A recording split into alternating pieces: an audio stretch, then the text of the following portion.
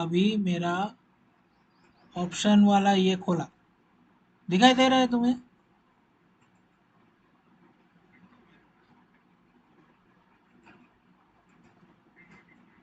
तो फिर क्यों नहीं आया? वही तो प्रॉब्लम आया।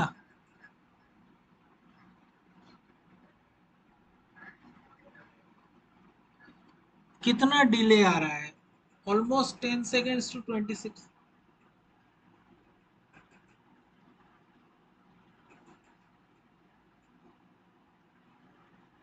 Hello hello. हाफ मिनट का डिले में ना ऑप्शन निकल जाएगा।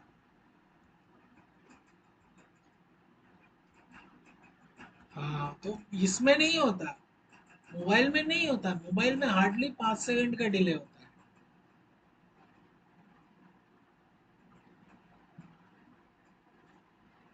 तो मैंने क्या बोला था? नहीं आया। मैं तुम्हें फोन करता हूँ, 1 सेकंड, एक फोन आया। हेलो। हाँ बताओ। 1 second, 1 second, 1 second, just a minute. क्या हुआ? कुछ अच्छा न्यूज़ है क्या?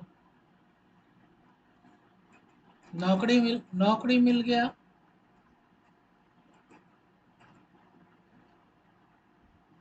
1 सेकंड, मुझे सुनाई नहीं दे रहा है।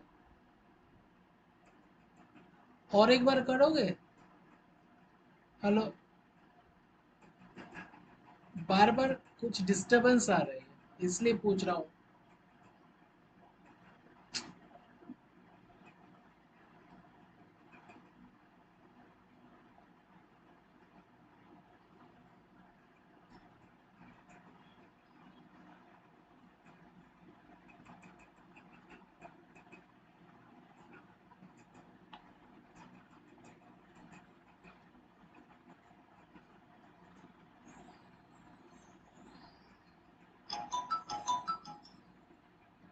हाँ का हाँ कमल, बोलो।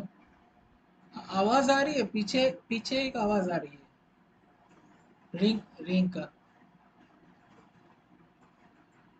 हाँ तो कमल, मुझे नौकरी मिल गया वापस। नहीं मिला। पे करना है, मुझे दे देना है। मैं कोई पैसा नहीं देने वाला। हाँ हाँ, वो चाहिए, वो चाहिए, अगर है तो चाहिए। कब देगा? कितना देगा? कितना अमाउंट? जितना देगा ले लेंगे। हम्म।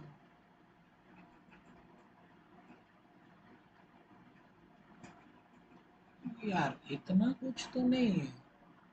मेरे पास मेरा अकाउंट नंबर है।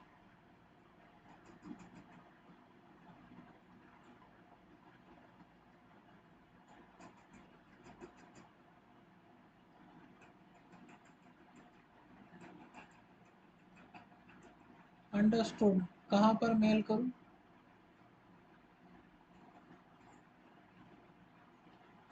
एक MGLI डॉट ACC। अरे यार,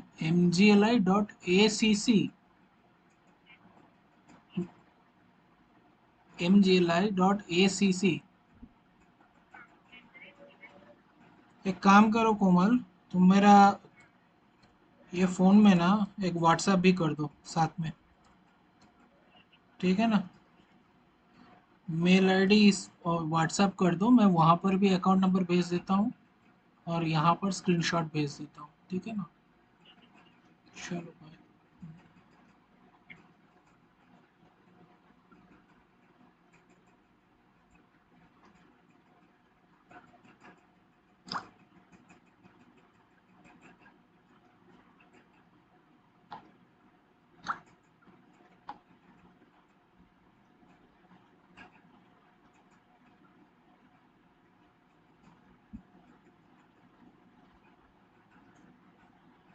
हाँ हाँ, पता चल गया तुमको?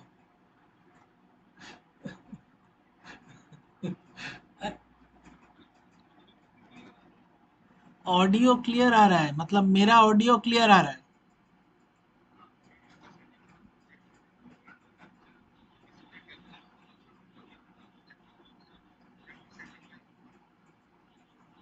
मतलब मेरा ऑडियो तुम्हें सुनाई दे रहा है, मुंह का ऑडियो या व्हाट्सएप से सुनाई दे रहा है?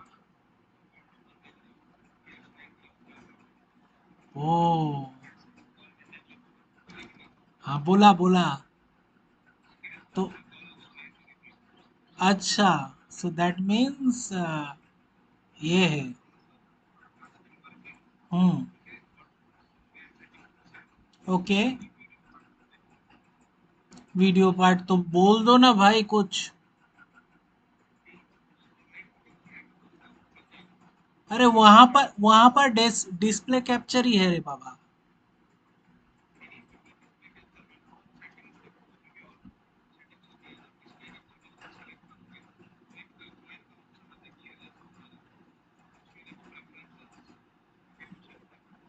तो मेरा यहाँ पर वीडियोस दिख ही नहीं रहा है, डिस्प्ले कैप मैंने कुछ भी वीडियोस नहीं दिख रहा है। देखो वेबकैम मेरा खराब है। कैमरे का साथ कोई रिलेशन नहीं है, मैं स्क्रीन कास्ट कर रहा हूँ ना।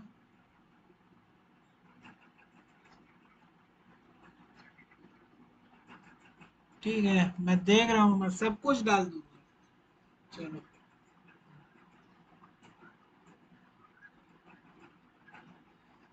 अरे क्या मस्त वीडियो बनाया, मस्त वीडियो बनाया तुमने।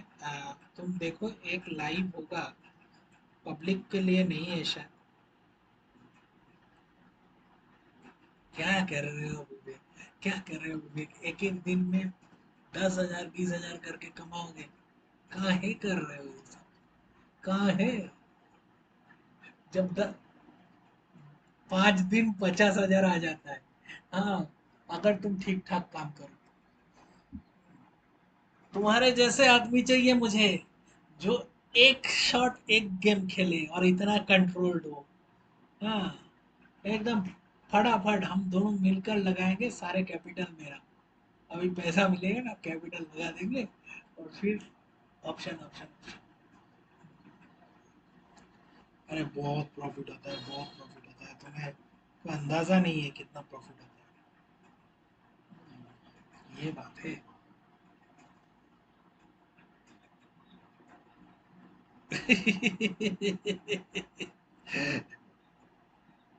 सब्सक्राइबर्स नहीं है ना मेरा, कोई भी सब्सक्राइबर्स नहीं है। 62 लोग हैं मगर कोई ऑनलाइन नहीं आता है ना। यही तो प्रॉब्लम है, मैं तो कितने बार करके बोल रहा हूँ, मैं प्रॉफिट कर रहा हूँ, मैं लॉस कर रहा हूँ। दोनों ही हो रहा है मेरा चैनल में, आप फिर देख लो। मगर कोई नहीं देखता। कोई बात नहीं। हम्म। हम्म। ठीक है, मैं देखता हूँ फिर तुमको पूछता हूँ। ओके। चलो, बाय बाय। हाँ, वो सारे कुछ मैं कर लूंगा। मैंने इतने देर तक नेट देख कर ही आया, उसके बाद थोड़ा। हम्म। ओके। ठीक है, चलो बाय बाय।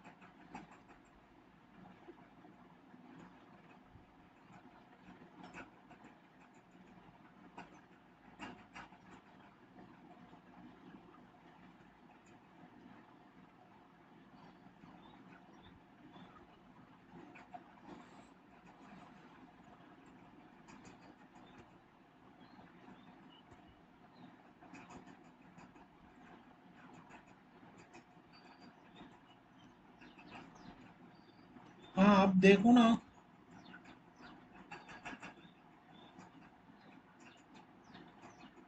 मैंने ट्रेडिंग का चार्ट लगाया है।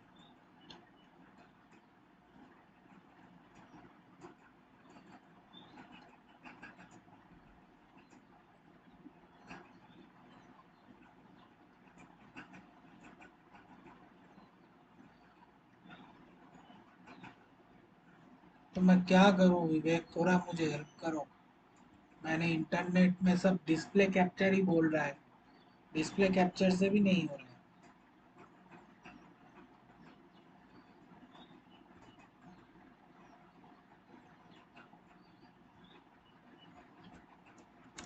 Hello hello. हाँ माइक तो ऑन है। Hello hello. Hello mic testing. सुनाई दे रहा है? माइक काम कर रहा है, वीडियो ही नहीं कैप्चर हो रहा है।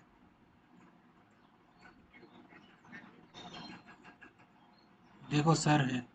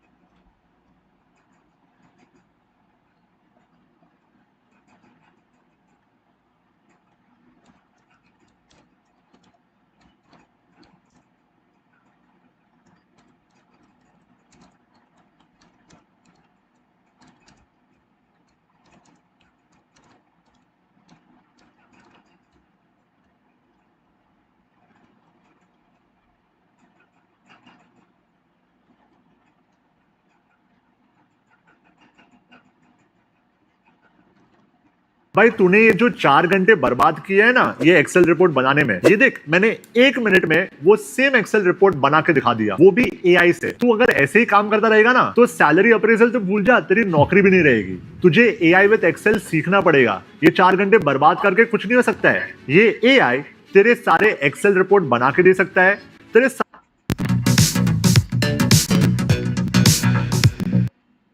started, I better take a sip of. Don't need to know all the features. You don't need. There are two main ways of actually bringing things in better. You will want to name these things so you can make sense of them. I'm going to give this one a name of Chrome browser because that's what I'm going to share in a moment. And from here, you'll actually see that it's sort of figured out what I wanted to share here anyway. I've only got a few things open because I wanted to show you this really, really quickly. But essentially, I can select the window that I want to share. And there are other things on my computer as well. So if I click on maybe calculator application, I can show the calculator. If I move this to one side for a second, you'll see that it will actually resize our source to represent. And for our purposes at the moment, I'm just going to perfectly fine. And I'll show you that in a second because it's to share with somebody. If I go down there, I'm in here and OBS Studio myself for a second. So if we right click and go to transform, we've got all these different options. So you can center to the screen, you can fit to screen. In fact, let's go fit to screen. There'll still be some space either side of it. Although again, maybe if I hold down the Alt key and I'll drag out to remove some of that cropping that I did earlier. And you'll see that's you know, that fills much of the screen. That's fine. I'm happy with that. Let's actually, and another thing that's really cool, if you, like me, like working in real values, like it's all well and good to sort of just crop this and drag it and reposition it into the place you think makes sense. But I guess the other thing that we can do is if we right click on our source, we can go to transform. We actually have this option here called edit transform. So you can actually put in real numbers, you can adjust the positional alignments and the bounding box type and a few other things. So what I'm going to do, this is really not too bad at the moment, but let's create a new scene. So I'll go to my scene collection here and go plus to add a new scene. I'll call this zoomed window. So I've got my new scene. It is actually empty at this point in time. But essentially from here, I'm going to go and add a new source, but instead of capturing the window again, I'm actually going to get my scene. So I'm going to grab the scene. It's actually just called scene. I probably should have given it a more meaningful name, but that will do for the moment. And we'll go OK. So now we've actually got the same window again, but let's actually go in and we'll go to transform. We'll go to edit transform. And what I'm going to do, and I think, actually, it looks like I might have closed my calculator, which is mildly annoying, because I had some good values in there. I want to essentially make my screen a little bit larger and actually zoom into part of it. So what I'm going to do is I'm going to divide 1920 by 2, which is 960, and I'll add that to 1920. And that gives me 2,880. And I want to sort of proportionally do that for the height as well, because at the moment, if you can see behind that dialog box, it's quite stretched.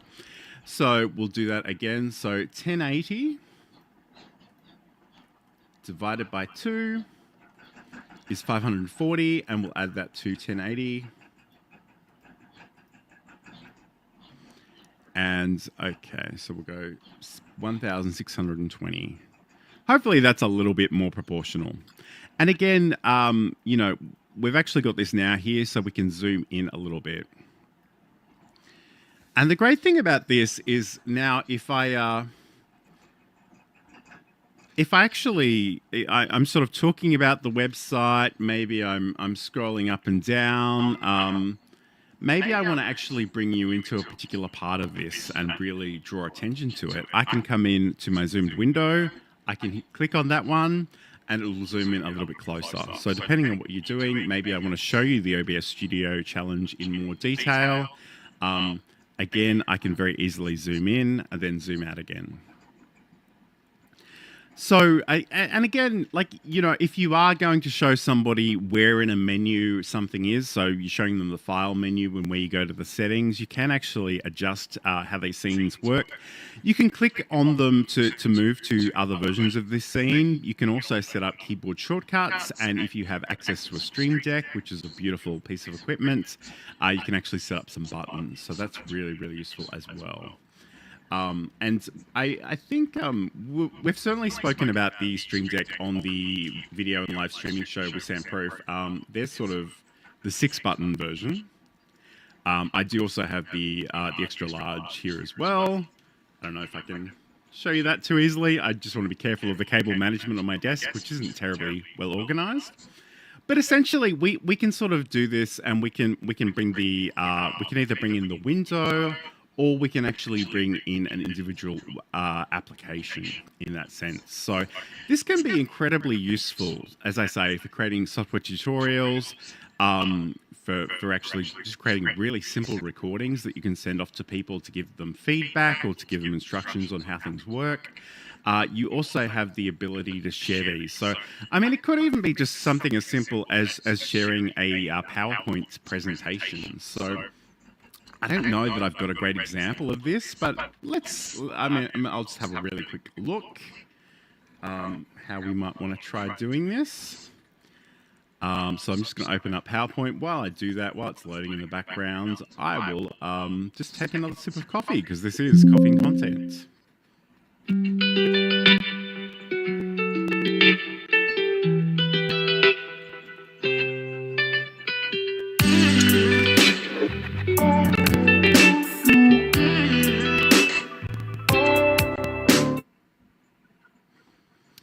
Okay, so this is Coffee and Content, the weekly live stream about video, live streaming, content creation. My name's John Lacey. Thank you so much for joining me today. If you're watching live, let me know in the chat where you're watching from. I'd love to hear from you. Today we're talking all about OBS Studio and how you can actually share your screen in OBS. So we've sort of demonstrated here with the Chrome browser. I've sort of spoken about how you can use either the Windows the window capture or the display capture, depending on whether you want a single application or if you actually want to bring in the entire screen. Those are two different ways of doing things. Another thing that might be quite useful for a lot of people is actually to bring in some slides. So again, if once we've set this up, I'm going to come in here and I'm going to go to my this essentially is my window capture. So I'm going to come in here and I'm actually going to select a different option here. So I've opened up PowerPoint. It's one of these two options. So I've opened PowerPoint. I've actually gone into the slide, the presentation mode. So it's one of these. I'm not really sure which one it is. Okay, sure enough, it's the first one. So if I go OK here, you'll see that I've got this ready to go, and I can share my screen in that sense. Again, the zoomed version may not make as much sense in this context, but certainly if I come over here, I can talk about whatever I'm talking about. In this case, I've got some slides from an interview with Sam Proof. I can sort of go through these. It's going to be a little tricky because I've got two screens and I'm sort of sharing these with everything, but essentially you could sort of go through and tab through those as you're ready. So I guess what I will do, and you'll see this temporarily, so this is actually the display version. I'll move this over to the other one so I can access it without you necessarily seeing it. Okay, I mean, that in itself isn't probably a particularly good example because it's actually not refreshing for me, which is really annoying. But there are actually other ways of doing slideshows in OBS. So you could actually do an image slideshow, just export all these as graphics from PowerPoint and do it that way. So that's another way of working. But let's go back into our Chrome browser. Again, we can change this pretty easily. So once you've got the window set up, you can go in and change that. Again, if you're going to be sharing a number of different applications on the screen, you may want to just do the entire display. So those essentially are the two main ways of actually sharing what you're working with. in terms of the display capture. So those, and I know that they're quite simple, but again, they can be incredibly powerful. And especially if you set up some scenes where you can zoom in and sort of get a better sense of how things work. If I go over to that particular window, I can scroll down. I can show you the page on the website and talk about it. So in terms of downloading and installing OBS, creating a single scene in OBS Studio, adding your webcam, adding graphics to your OBS scene,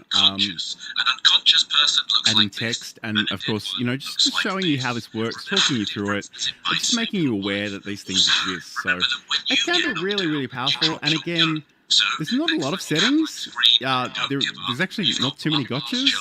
So it's relatively easy to get started. And again, once you've set up your scenes, once you're happy with how they're working out, you can certainly go in and adjust those and work with them really easily. In terms of, you know, doing a local recording on your computer, streaming out to wherever, YouTube, Restream, whatever you prefer, or even just using the virtual camera. So the virtual camera, it basically lets you use OBS scenes wherever you would be using a webcam.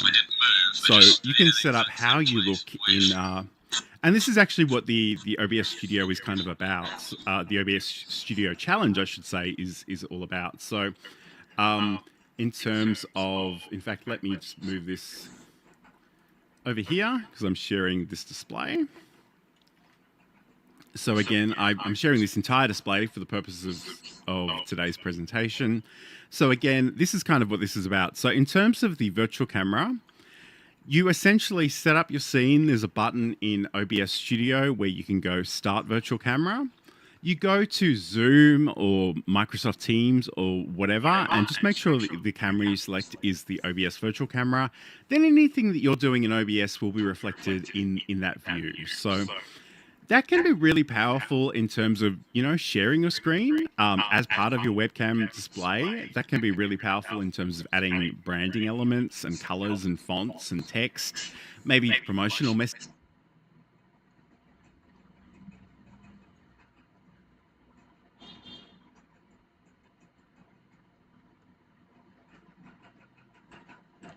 Hello दोस्तों, momentum based breakout scalping तो आप सभी सीख ही चुके हैं इस video series में। आज इस वीडियो में हम डिस्कस करेंगे रिवर्सल स्कैल्पिंग के बारे में। स्कैल्पिंग करनी है ऑप्शंस में रिवर्सल ट्रेडिंग अप्रोच से, मतलब बॉटम से प्राइस को पिक करने के लिए क्या कोई तरीका है? क्या कोई तरीका है जिससे हम मालूम चल सके कि प्राइस बॉटम से रिवर्सल मारने वाला है? राइट एंट्री पॉइंट्स क्या रहेंगे, एग्जिट पॉइंट्स क्या रहेंगे, एंड टू एंड इस वीडियो में डिस्कस करने की कोशिश करेंगे। और देखिए, रिवर्सल ट्रेडिंग अपने आप में ही एक डिफिकल्ट काम है। रिवर्सल कब होगा मार्केट में नहीं मालूम होता है। बहुत से अटेम्प्ट करने पड़ते हैं, स्टॉप लॉसेस लेने पड़ते हैं, तब जाके एक बड़ा रिवर्सल ट्रेड मिलता है। तो भाई सही जगह पे रिवर्सल लेने के लिए, स्ट्राइक रेट को इंप्रूव करने के लिए कुछ इंडिकेटर की हेल्प भी लेनी पड़ेगी। तो आज इस वीडियो में हम समझने की कोशिश करते हैं कि कौन से इंडिकेटर की मदद लेनी है ताकि एक बढ़िया स्ट्राइक रेट वाला, रिवर्सल ट्रेडिंग तो सब करते हैं, 20-30%, 40% के स्ट्राइक रेट से कुछ नहीं होगा, 50%, 60% के ऊपर का स्ट्राइक रेट वाला कोई ऐसा तरीका है, कोई स्ट्रेटजी है जिससे रिवर्सल ट्रेडिंग करी जाए, इस वीडियो में डिस्कस करेंगे। मेरा नाम सीए रजत रावड़िया। वीडियो शुरू करने से आपसे रिक्वेस्ट है, चैनल को सब्सक्राइब करिए, बेल आइकन को क्लिक करना ना भूलें। तो दोस्तों चलिए स्टार्ट करते हैं रिवर्सल ट्रेडिंग समझना।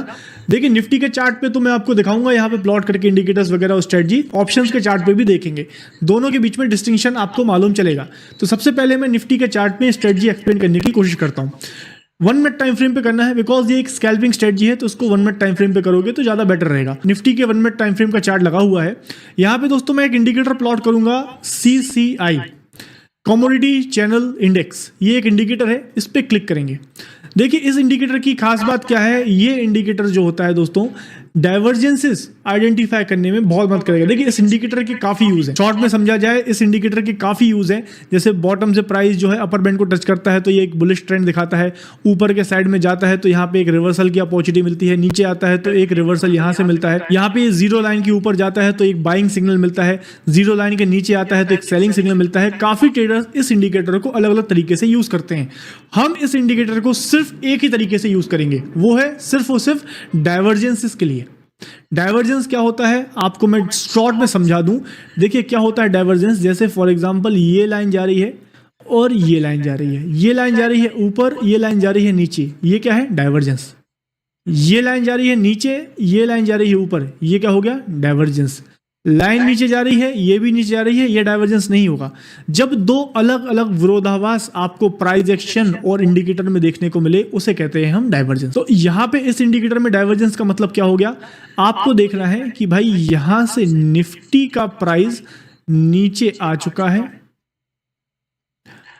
इंडिकेटर में प्राइस ऊपर जा रहा है, तो यहां पे आपको एक डाइवर्जेंस देखने को मिला, विरोधाभास देखने को मिला। यहां से ये प्राइस नीचे आया है, यहां पे इंडिकेटर ऊपर आया है, तो this is what we called it divergence. तो भाई इस इंडिकेटर का काम सिर्फ इतना ही लेना है, इससे ज्यादा और काम कुछ नहीं लेंगे, सिर्फ डाइवर्जेंस का ही काम लेंगे।